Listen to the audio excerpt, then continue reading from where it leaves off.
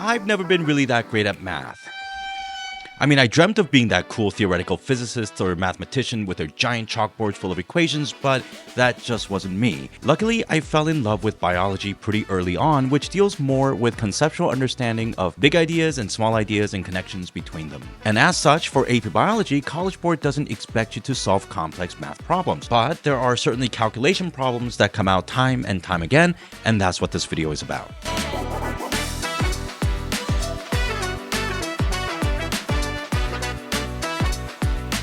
Hey guys, this is Mikey from Avo Prep Academy, and today's video is about math and about the calculation problems that you might face on the FRQ or the MCQ section on the AP Bio exam. And a special thanks goes out to Natalie for suggesting the ideas for this video. And before we get started, click that like and subscribe button so you can see more contents like this in the future. The first thing I want to do in this video is to differentiate the types of problems that you'll see on the FRQ versus the MCQ. Now, this is by no means going to be a prediction into exactly how these questions are going to be distributed across these two sections, but looking back into the past questions, I found that on the FRQ section of the AP Bio exam, what you see more of are percent change questions, dimensional analysis questions such as using the units to calculate real values, and utilizing percentages to calculate values from a whole. On the other hand, on the MCQ section, we see more of genetic probabilities, Hardy-Weinberg equilibrium questions, recombination frequencies, Mark-recapture method questions, chi-square calculation problems, and lastly, water potential problems.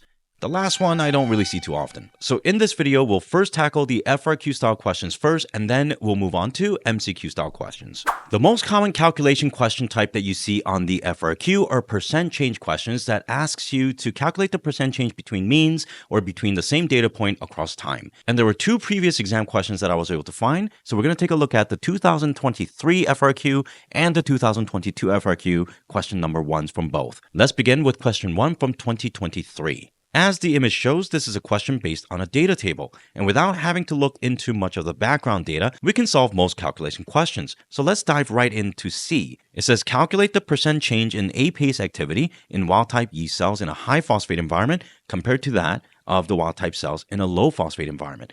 So the wild-type cells are going to be here at the top row. And we're going to be comparing these two columns, the APase activity in the high-phosphate environment versus APase activity in the low-phosphate environment. So under the high-phosphate environment, we have 0.5, and on the low-phosphate environment, we have 17.3. Now, in order to calculate percent change, we have to know the formula. The percent change formula is typically value number 1 minus value number 2 divided by value number 2. Now, you might be wondering which of these two numbers, 0.5 or 17.3, should I put in for value number 1 or 2? And the answer is in the phrasing of the question. In this question, it says, calculate the percent change in yeast cells in a high environment compared to the low environment. So I'm going to go ahead and say that the high environment comes first with 0.5 and the low environment comes second with 17.3, so that our equation is going to read 0.5 minus 17.3 divided by 17.3. So putting that into the equation, this would be roughly 0.97. Now, because this is a percent change, we would multiply that by 100, which gives us a negative 97%. Now, in accordance to the answer key, you could have actually gone the other way, calculating 17.3 minus 0.5 divided by 0.5 multiplied by 100, giving you a 3,360%. Now, for this question, it seems like AP was willing to accept either of the two answers, but in cases where it's pretty obvious what should be the final and what should be the initial, please make sure that the final comes first and initial comes second. Now, let's take a look at the 2022 exam question number 1. And here in C, yet again, we have calculate the percent change in the rate of cyclic AMP production due to the presence of cholera toxin in sample 4 compared with sample 2. Now, once again, it appears that sample 4 comes first and we are comparing sample 4 against sample 2. So I'm going to go ahead and say that sample 4 is my final and sample 2 is my initial. Therefore, I can put it into my formula, 127 minus 10 divided by 10, which gives me 11.7. Now, if I multiply that by 100, I get 1,170%. So the percent change questions are relatively simple. The only tricky part is knowing what is your final and what is your initial based on the phrasing that is presented in the question. Now let's move on to a slightly different type of question that has appeared before in the past, and this is a type of question that requires you to use the units of a particular parameter in order to calculate real values. And this question is from 2024, question number 2. And in this question, yet again, we have the calculation problem in part C. And it says, based on the data in table 1, calculate the average amount of oxygen consumed in nanomoles for 10 milligram of mitochondrial protein after 10 minutes at 25 degrees Celsius. So for this type of question, we are going to be referring to table 1, and we are looking at the oxygen consumption. And in this box, you'll notice that the unit that is used to measure the rate of oxygen consumption is nanomoles per minute per milligram. And notice how this question actually gives you how many milligrams and how many minutes that they want you to calculate this value for the 25 degree condition. So all we have to do is to think about it this way. If 16.5 nanomoles of oxygen is consumed per minute per milligram, well then how many nanomoles would be consumed per 10 minutes or per 10 milligrams in a minute?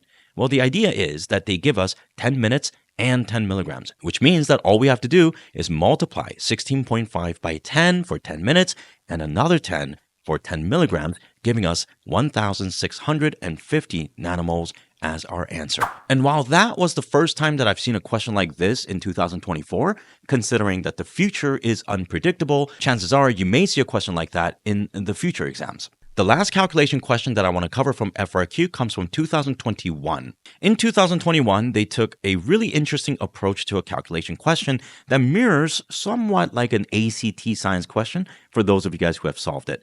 Now, when we look at the question, it says this: calculate the expected sodium-potassium ATPase activity in units per second in PKD cells treated with 10 to the power of 6 picomoles of uobane. Now, in order to understand this question, we have to refer to figure 2. And in figure 2, we see that 10 to the power of 6 picomolar concentration of uobane is correlated with 30% sodium-potassium ATPase activity.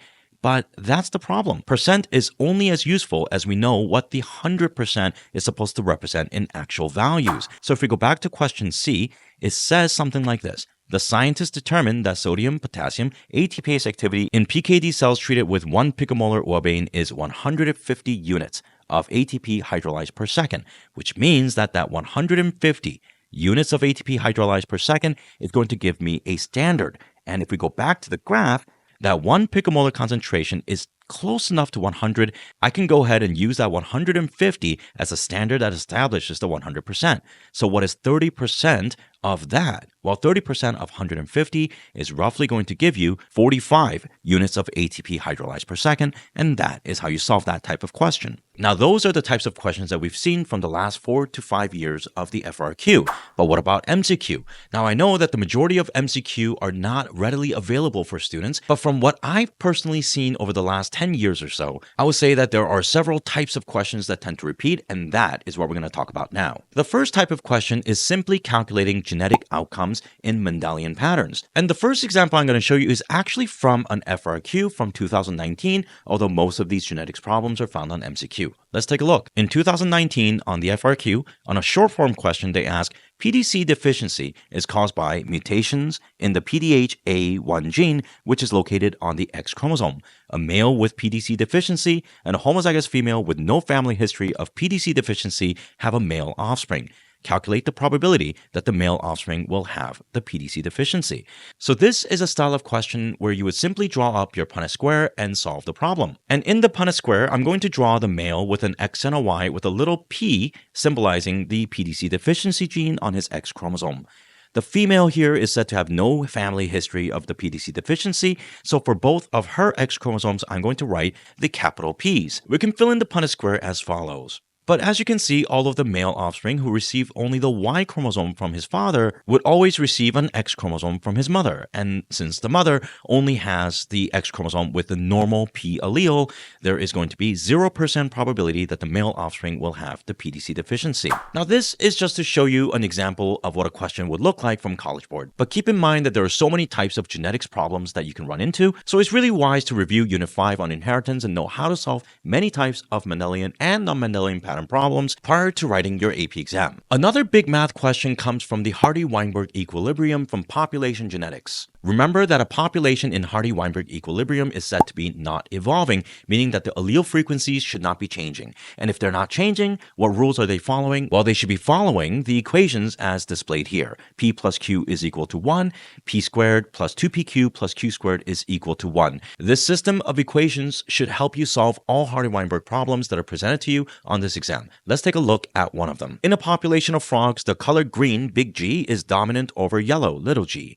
Given that the population is in a Hardy-Weinberg equilibrium at locus G, what is the percent of heterozygous green frogs if the percent of yellow individuals is 35%? In majority of the Hardy-Weinberg problems, you're given Q squared, and this question is no exception. Remember that yellow individuals would have to have a genotype of little g. Now, the proportion of individuals with little g is said to be Q squared, the individual frequencies. And because they tell us that they are 35%, this tells us that Q squared is 0.35.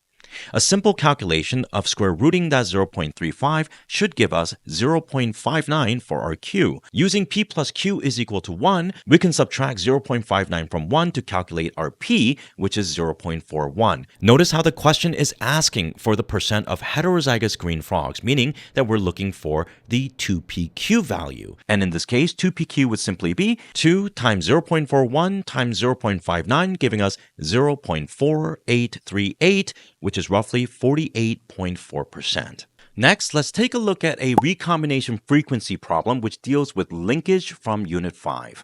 It says, in a cross between wild-type gray-body normal wings fruit fly and a double mutant with black body and vestigial wings, the following offspring ratio were observed. 965 wild-type, 944 black flies with vestigial wings, 206 gray flies with vestigial wings, and 185 black flies with normal wings. Notice how the recombination between the two loci would have resulted in these offspring with one of the two mutations, but not both. And as such, we know that this is a linked gene. In order to figure out the recombination frequency, all we have to do is to determine which of these offspring belong to the parental types and which belong to the recombinant types. It's pretty clear from this example that 206 and 185 belong to the recombinant types, while 965 and 944 belong to the parental types. The recombination frequency equation is simply the number of recombinants divided by the total number of offspring. In this case, we would have 206 plus 185, giving us 391, divided by the total, which is 2,300. That gives us a value of 0.17. Now, the question does ask us to figure this out in map units. So in this case, all we have to do is multiply by 100 and say that this is going to be 17 map units. Now, if you didn't quite understand why we did the things we did in this particular question, then check out the videos in the link below where I describe linkage and linkage mapping. And another type of very common question that I see is from ecology, specifically population biology. It requires you to estimate population based on a method that we call Mark-recapture method. The premise is simple. You go out and capture a certain number of individuals from a population that you wish to estimate. You mark all of them, hopefully with a mark that doesn't affect their survival. You let them reintegrate into the population, and then you recapture a certain number of individuals. And by using the ratio of marked ones to non-marked ones, you can make a proportional estimation of the population size as a whole. And here is the question. Scientists investigating the population dynamics of a certain invertebrate species decide to estimate the population size. They capture 30 individuals, mark them with a small dot that does not affect their survivorship of the marked individuals. After releasing the marked individuals into the populations, the scientists wait a week to allow for reintegration of the marked individuals and recapture 20 individuals. They discover that 3 of the 20 recaptured individuals are marked. Given this data, what is the estimated size of the population? So the typical formula that we use looks something like this. X over little n is equal to S over big N, where X is the number of marked animals in the second sampling, little n is the total number of animals in the second sampling, S is the number of marked and released individuals in the first sampling, and big N is the estimated population size. So in our example, we had 3 marked individuals in the second sampling divided by 20 number of individuals in the second sampling, which equals 30, which is the total number of individuals we marked in the first sampling, divided by big N, our estimate of the population. So putting all of this, we get 3 big N is equal to 600, and N is therefore equal to 200. This means that the population is most likely 200 individuals. And that pretty much sums up all of the questions that I wanted to review with you guys specifically on this video. But as mentioned at the beginning of the video, there are a few other question types that could arise, which include chi-square tests and water potential. But for those particular topics, things do get a little bit more complicated, which is why I actually made separate videos for each of those question types. So you can click on the link down below or the video card at the end of the video to explore water potential and chi-square testing to have a comprehensive understanding of most of the math concepts that could arise on this AP Bio exam. And as always, if you have any questions about the content that I covered on this video, please comment below. If you have any suggestions, then also comment below and let us know what you would like to see. Otherwise, I hope this video has been helpful. This is Mikey from Avo Prep Academy. Click like and subscribe to our channel, and we'll see you in the next video. See you soon.